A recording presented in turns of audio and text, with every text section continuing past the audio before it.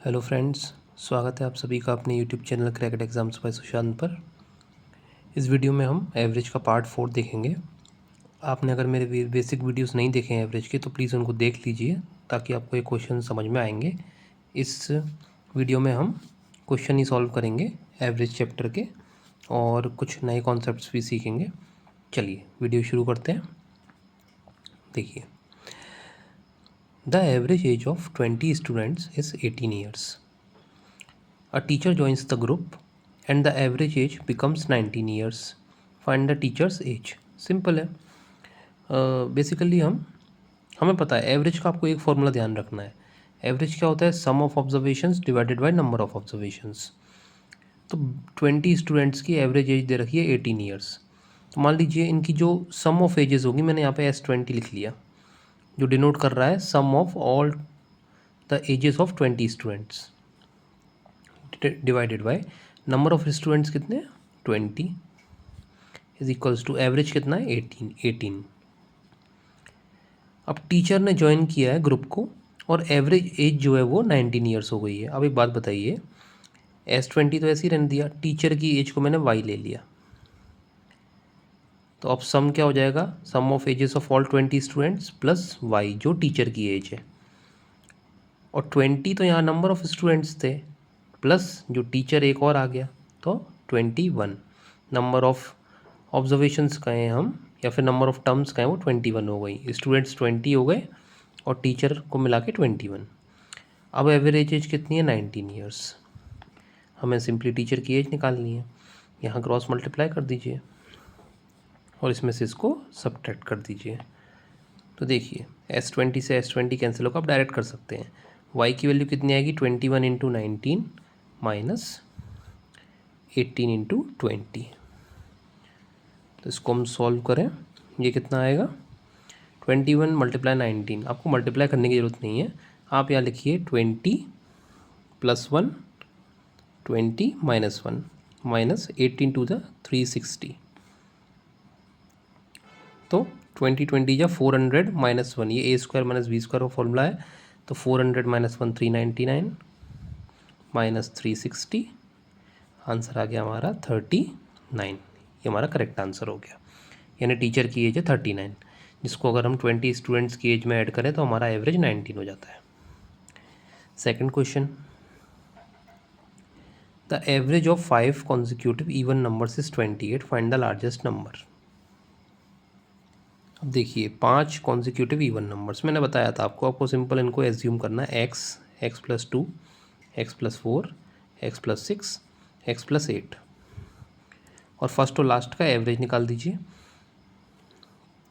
तो x ये first number और last number x plus 8, total numbers कितने हो गए? 2। कितना आ रहा है एवरेज? तो ये जो एवरेज आएगा फर्स्ट और लास्ट नंबर का वो इन पाँचों के एवरेज के बराबर आएगा। तो वो कितना दे रखा है? 28। सिंपल है, सॉल्व करिए, क्रॉस मल्टीप्लाई करिए। 2x plus 8 is equals to 56, और इसको सॉल्व करें तो 2x is equals to 48, x is equals to 24।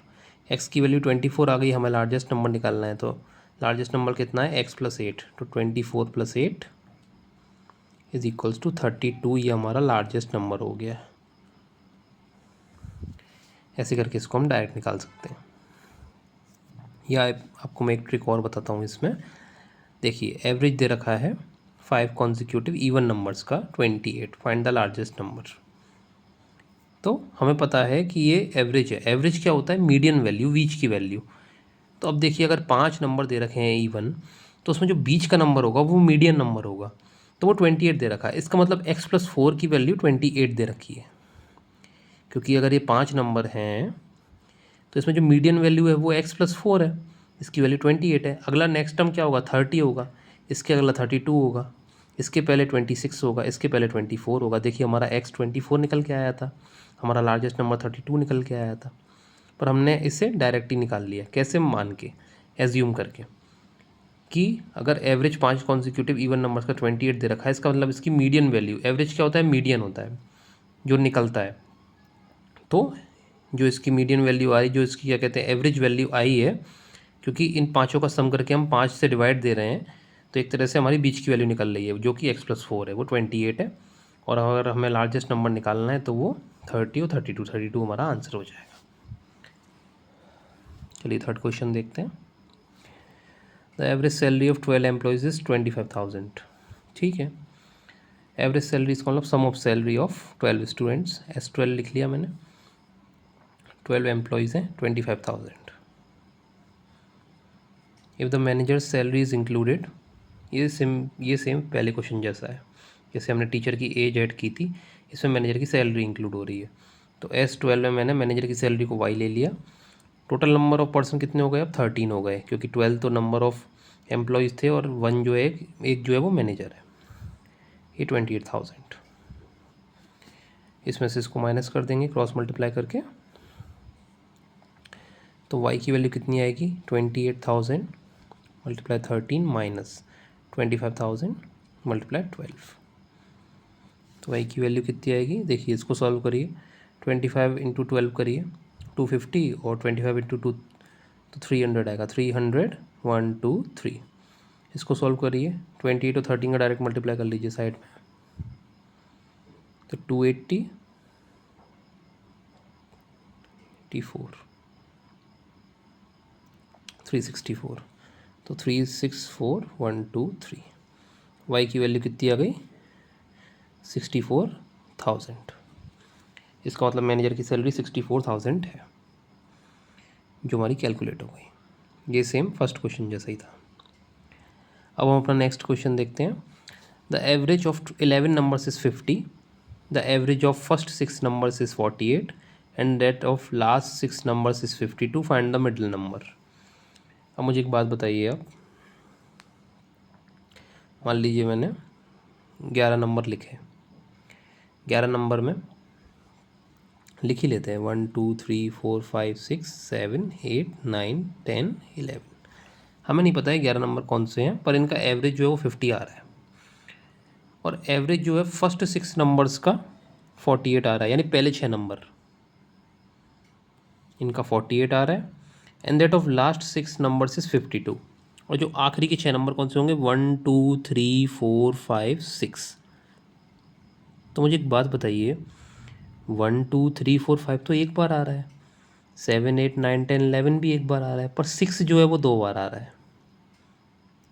6 2 बार आ रहा है, तो सिंपल है, आपको एक बार 6 माइनस करना पड़ेगा। इसका मतलब कि इन दो जो एवरेज निकलेंगे, यानी average of first 6 numbers and rate of last 6 numbers, इनसे जो वैल्यूज़ निकलेगी उसमें आप एवरेज ऑफ 11 नंबर्स को माइनस कर दीजिए, यानी सम ऑफ डिजिट, जो सम ऑफ ऑब्जर्वेशन है उनको।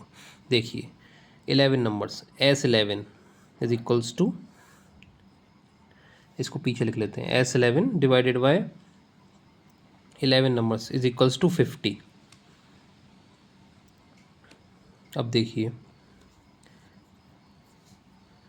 The average of first 6 numbers, अब फर्स्ट 6 नंबर्स ही पहले के 6 नंबर हो गए, इसमें तो 11 के 11 नंबर आ रहे हैं, इसमें पहले के 6 नंबर आ रहे हैं अगले टर्म में, और उसके अगले टर्म में आखिरी के 6 नंबर आ रहे हैं, पर इसमें 6 जो है वो 2 बार आ रहा है, 6 2 बार आ रहा है। तो फिर हमें जो मल्टीप्लाई इसका आएगा 11 और 50 का, उसको सब्ट्रैक्ट करना है इन दोनों के मल्टीप्लाई से, और उनको सम करके 6 इंटू 48 प्लस 6 इंटू 52, क्योंकि जब हम इनके सम ऑफ ऑब्जर्वेशन निकालेंगे तो इसमें 6 2 बार आ रहा है, और ये पूरे 11 के केस में 6 एक बार आ रहा है, तो इसमें से एक बार हम माइनस कर देंगे।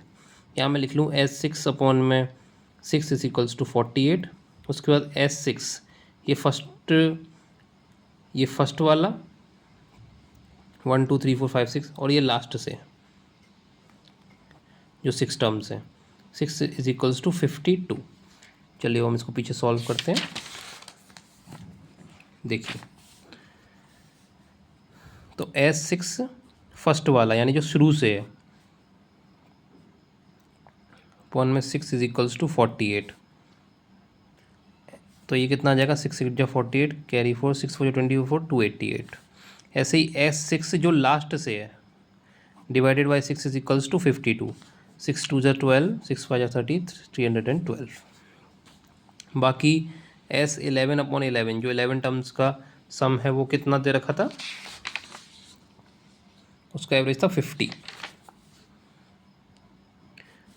तो S11 इज इक्वल्स टू 550। अब मुझे एक बात बताइए, 1 2 3 4 5 6 6 7 8 9 10 11, इन दोनों को ऐड करेंगे 6 2 बार आएगा, बाकी सारी डिजिट्स एक बार आएंगी, तो वो इससे कैंसिल आउट हो जाएगी। तो इसका मतलब कि 288 प्लस 312 माइनस 550, ये हमारी मिडिल टर्म आ गई। कितना आ रहा है ये 288 और 312 600 होता है, माइनस 550 इज इक्वल्स टू 50 हमारा आंसर हो गया। देखिए इसको समझने की कोशिश करिए, मैं इस कॉन्सेप्ट को आपको दोबारा समझाता हूँ ताकि आपको चीज़ें क्लियर हो जाएं। देखिए average of 11 numbers is 50, 11 number का एवरेज 50 दे रखा है। एवरेज ऑफ फर्स्ट 6 नंबर्स यानी 1 2 3 4 5 6, ऐसे ही एवरेज ऑफ लास्ट 6 नंबर्स यानी कि लास्ट 6 नंबर 1 2 3 4 5 6। अब इसमें 1 से लेके 5 तक और 7 से लेके 11 तक तो एक बार आ रहा है, जो कि हम उस एक बार को इस 11 के जो एवरेज निकलेगा, जो सम ऑफ ऑब्जर्वेशन निकलेंगे उसमें कैंसिल कर सकते हैं। पर जो 6 जो 2 बार आ रहा है उसको सम करके हमने एक बार 6 को यहाँ कैंसिल कर दिया, तो जिससे हमारी जो मिडिल टर्म है वो निकल जाएगी। तो उसको आप याद रखिए, इसको आप इक्वेशन से भी निकाल सकते हैं। और अगर इसको मैं आपको डिटेल में एक्सप्लेनेशन दूं तो देखिए सिंपल सा समझाऊँ, a plus B plus C plus D plus E plus F plus G plus H plus I plus J plus K divided by 11 is equals to 50। ये वही चीज़ है जो मैं आपको समझा रहा हूँ। 1 2 3 4 5 6 7 8 9 10 11, ये 11 ऑब्जर्वेशंस है। अब फर्स्ट 6 जो टर्म्स है वो कौन सी हैं, a plus B plus C plus D plus E plus F upon में 6 is equals to 48। Same last 6 terms कौन सी हैं, F plus G plus H plus I plus J plus K divided by 6 is equals to 52। अब आप जब cross multiply करेंगे तो इसमें से A B C D E यहाँ से कैंसिल हो जाएगा, जी एच आई जे के कैंसिल हो जाएगा, एफ 2 बार आएगा और ये एफ एक बार है, तो एक एफ से एक बार एफ कैंसिल हो जाएगा, बाकी जो सिंगल एफ बचेगा वो हमारी मिडिल टर्म है। इसका मतलब इन दोनों इक्वेशन को ऐड करके जो क्रॉस मल्टीप्लाई के बाद आए उसमें से इस क्रॉस मल्टीप्लाई वाली को सब्ट्रैक्ट करना है, इनको ऐड करना है, बाकी फिर जो ऐड आएगा इसमें से इसको सब्ट्रैक्ट कर देना है। आई होप आप समझे होगे, मैंने अच्छे से एक्सप्लेन किया है, डिटेल में एक्सप्लेन किया है ताकि आपको एक एक चीज़ समझ में आए कि हमने 11 टर्म्स को कैसे सब्ट्रैक्ट कर दिया, जो रिपीट हो रही थी टर्म्स उससे बाकी की चीज़ें कैंसिल आउट हो गई। चलिए तो इस वीडियो को दोस्तों यहीं ख़त्म करते हैं, ऐसे हम और क्वेश्चंस करेंगे। अभी हम एवरेज के कुछ वीडियोस और बनाएंगे ताकि आपको अलग अलग तरह के क्वेश्चंस प्रैक्टिस करने को मिल जाए। और मैं अपने शॉर्ट्स वीडियोस भी अपलोड करता हूँ जिसमें मैं कुछ क्वेश्चंस देता हूँ। मैंने नंबर सिस्टम के भी क्वेश्चंस दिए, एवरेज के भी क्वेश्चंस दिए, तो उनको प्लीज़ आप सॉल्व किया कीजिए और जो आंसर्स आए वो कमेंट कर दीजिए कीजिए, जिससे आपकी प्रैक्टिस भी अच्छी हो जाया करेगी। चलिए दोस्तों, तो इस वीडियो को यहीं ख़त्म करते हैं। अगर आपको मेरा कंटेंट पसंद आ रहा है तो प्लीज़ चैनल को सब्सक्राइब कर लीजिए और अपने दोस्तों के साथ शेयर कर दीजिए जो लोग कॉम्पिटिटिव एग्ज़ाम्स की तैयारी कर रहे हैं। चलिए, थैंक यू।